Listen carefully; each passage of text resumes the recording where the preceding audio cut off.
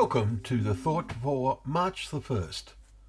Our readings today are Leviticus chapters 5 and 6, Psalm 105, and 1 Corinthians chapter 14. And our thought is, His judgments are in all the earth. Our Psalms reading stresses that God is fully conscious of all that happens amongst His creation.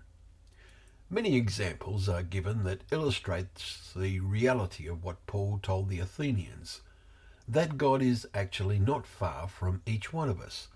Acts chapter 17 verse 27.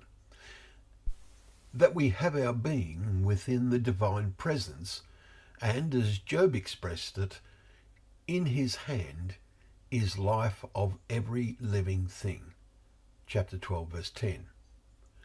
Look at some illustrations of this today in the psalm. Note how it tells us to seek the Lord and His strength, His presence continually, in verse 4.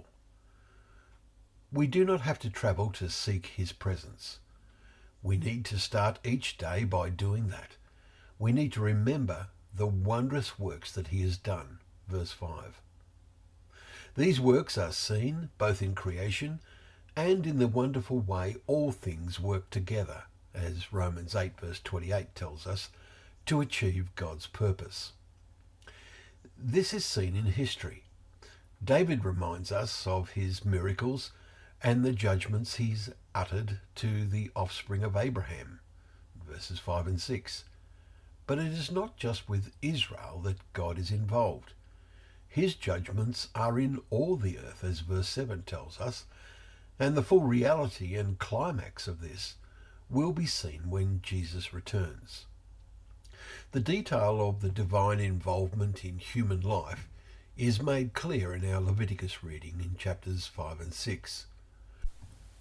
We read of more of the divine laws being put in place to cause the nation being formed in the wilderness to become a genuine holy nation, as Exodus 19 verse 6 says.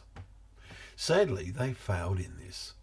David and his son Solomon did their best in their days to lead the people in becoming a holy nation. Then God's Son came to inspire people to develop personal holiness. The aim must be, as we will read next week in Paul's second letter to the Corinthians, to cleanse ourselves from every defilement of body and spirit, bringing holiness to completion in the fear of God.